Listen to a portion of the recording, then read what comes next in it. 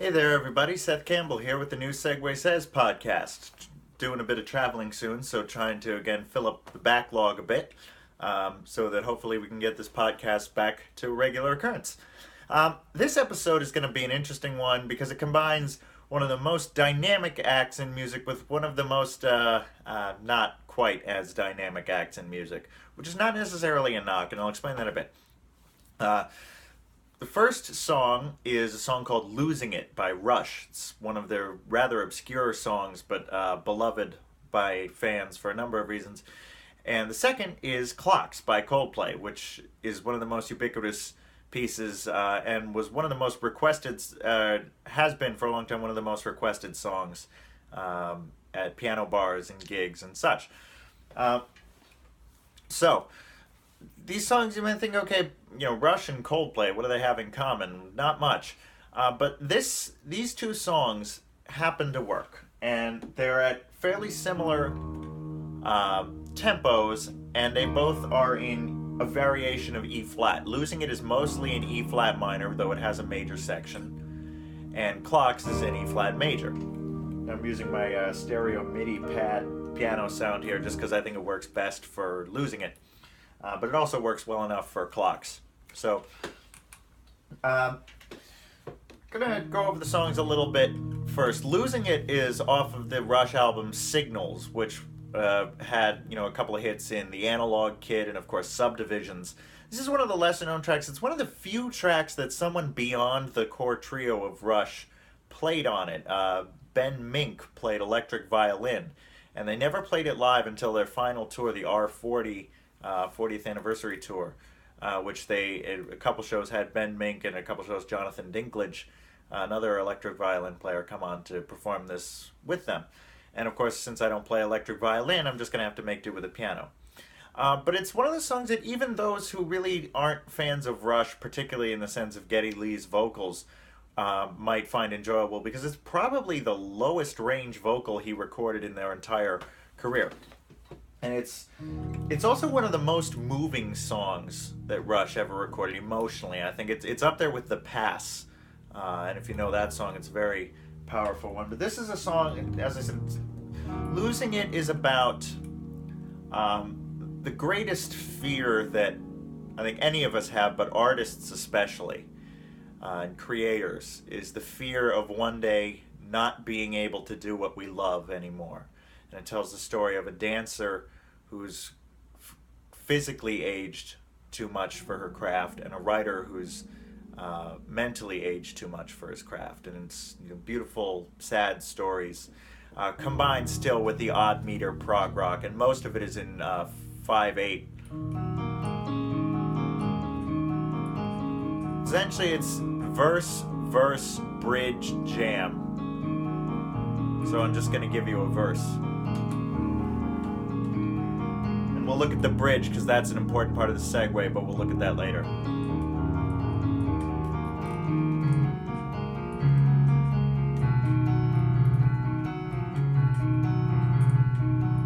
Dancer's slows a frantic pace in pain and desperation, making limbs and downcast face aglow with perspiration.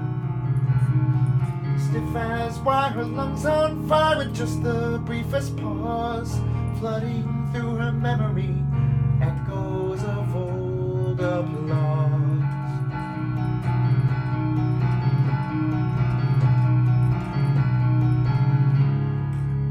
And she limps across the floor and closes the bedroom door.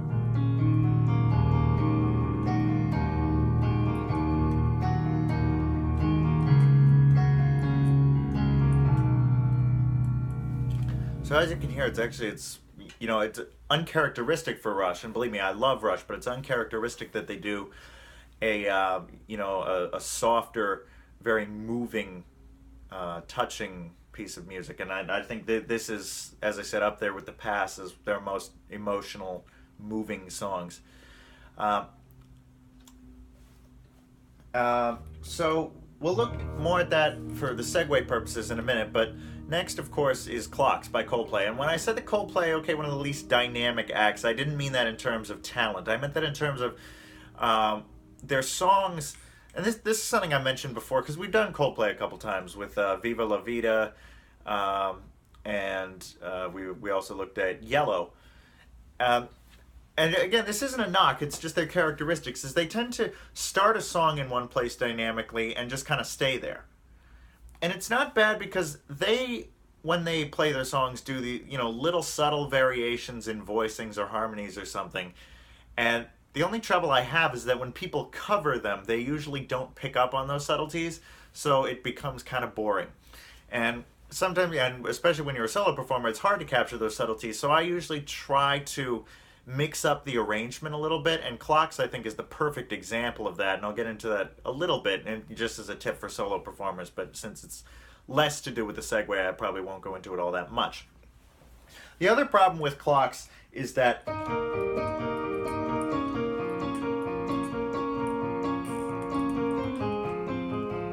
is the only part of it anybody knows. That's the opening piano riff. And I can't tell you how many different contexts between just friends coming over and playing the piano or people playing the piano at school or whatever. Everybody knows that. Nobody knows the rest of the song. And it comes to the point where you just can't stand it anymore. So if you're in that camp, I feel your pain. Believe me, I feel your pain. Which is the main reason I learned the whole thing, is just to get the rest of it into my head so I didn't have to just live with that. Clocks, of course, was from their hugely successful Rush of Blood to the Head album, which I think was 2002? I want to say 2002 or 2003. This one is, rather than 5/8, it's just in 4/4, and it's in E flat, but E flat Mixolydian scale instead of regular Ionian, because it has this flat 7, and that comes into use of this 5 minor chord. Most of the song, apart from the bridge, is essentially a chord loop. It's E flat, B flat minor, F minor.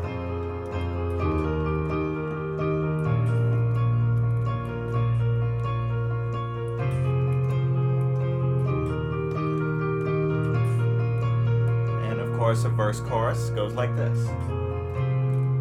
Lights go out and I can't be saved. Tides have tried to swim against. Pull me down upon my knees. Lord, I beg and plead, singing, come out of things unsaid. Shoot an apple off my head. Troubles that can't be named, tigers waiting to be tamed, singing, you are, you are.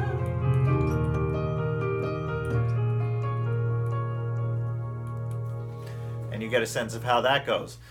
Now, back when I was playing at Seasons 52, and they would focus on sort of a more modern selection, I would do this song, but as part of that, I created an arrangement of it. It starts very just doing this piano line over a held E flat, very quiet.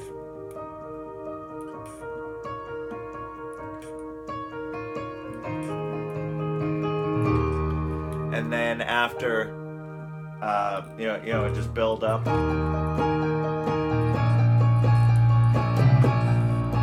Heavy bass line octaves.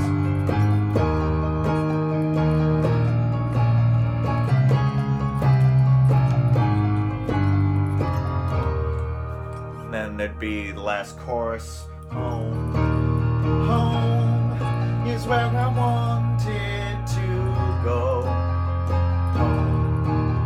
Home is where I wanted to go. Little vocal improv, big jam.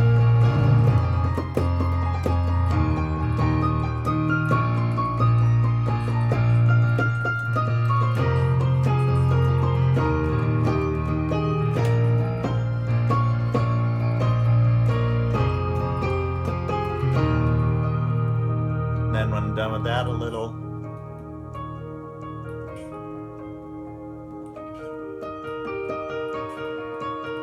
quiet outro builds back just slightly. And this actually will come into play in the segue, so this is important to a degree. This isn't just me showing off, I promise.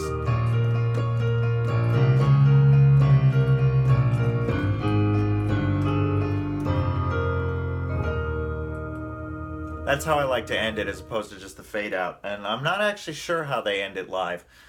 Probably something like that. But so that's an overview of clocks.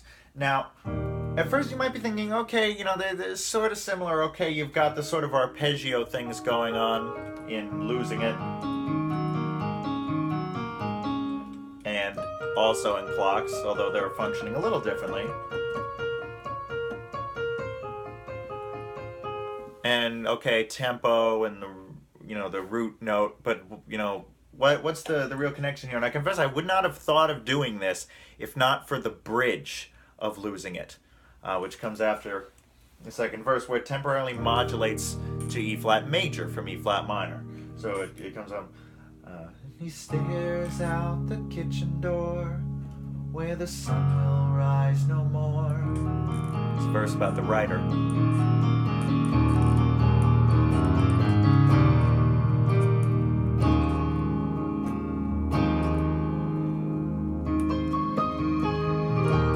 Sound familiar? It should, because even though it's the length of each chord is different, it's E flat major, D flat over E flat, and D flat is the relative major of B flat minor, which is the second chord in clocks, and then F minor 7, which is the third chord in clocks. So you have this sort of breath of fresh air in major. Some are born to move the world and live their fantasies. Others, most of us just dream about the things we'd like to be. Similar vocal range part. Then, of course, it does something different. Sadder still to watch it die than never to have known it. For you, the blind who once could see, the bell tolls for thee.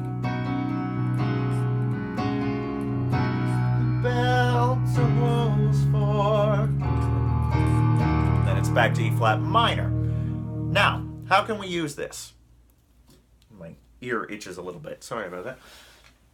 So how can we use this? Well, the end of Losing It, after a long jam infused with electric violin,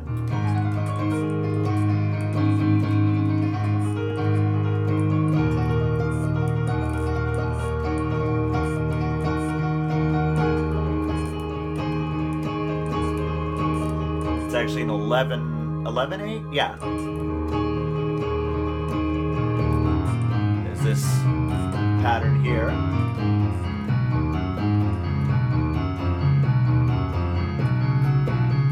Gets back into 5/8, and then 4/4. And it's the same thing as the end of the bridge. Or, yeah. For you, the blind who once could see, the bell tolls for thee.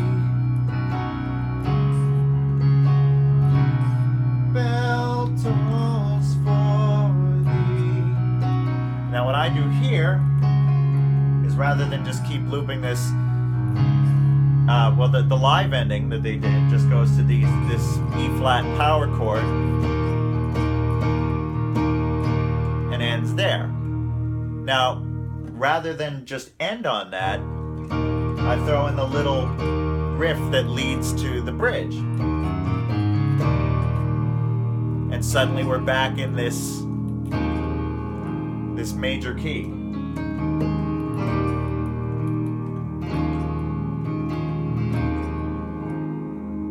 And at some point, and And this is what I was showing how I usually started clocks, with just keeping the E flat in the bass before bringing all the chords in.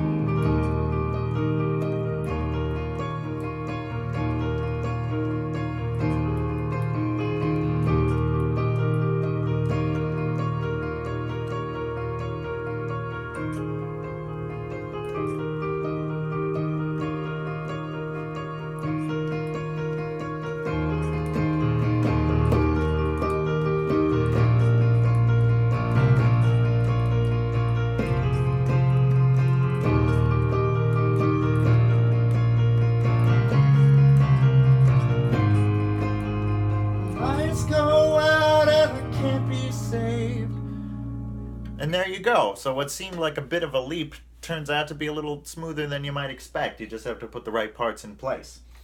Now, I actually like to go back to the end of Losing It after the end of Clocks.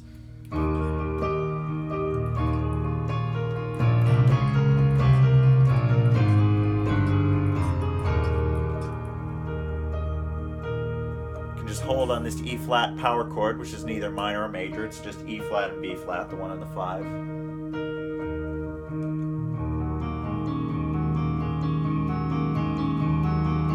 Just fade in this 5/8 riff.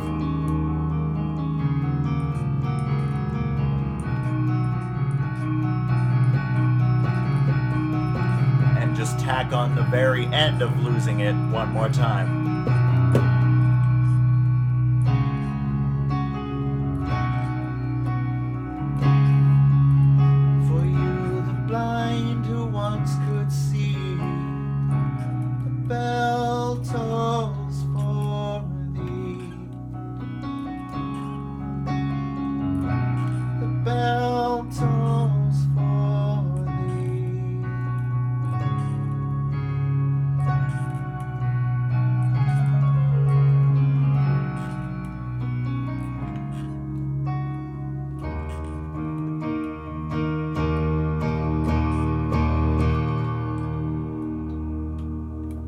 And of course, you can use these exact same transition points to do it the other way. If you wanted to do Clocks, Losing It, Clocks, you could do that too. But this is the way I like to do it. And I've mentioned this before, although this kind of goes against something I said in a recent episode, which is when you have two songs, one that's simpler, one that's more complex, you start with the simpler one. In this case, I'd argue against that just by nature of the songs, because it goes back to another principle that I've mentioned, which is where one song is significantly more well-known than the other. I like to start with the lesser-known one, because Clocks is much more much more widespread than Losing It. You do Losing It and you get to this part, and people might say, that's funny, that sounds a little bit like Clocks. And then you hit them with it, and it's sort of like, there it is. I thought we were hearing that. And so I like to start with the lesser known and then the more well known. When there's a big disparity, all other things being equal, that's the order I like to do it in. But that's just me. Do whatever you will with it. I'm just here to provide the information. So hopefully you've enjoyed watching. Hopefully you've learned something. And I will see you again very soon.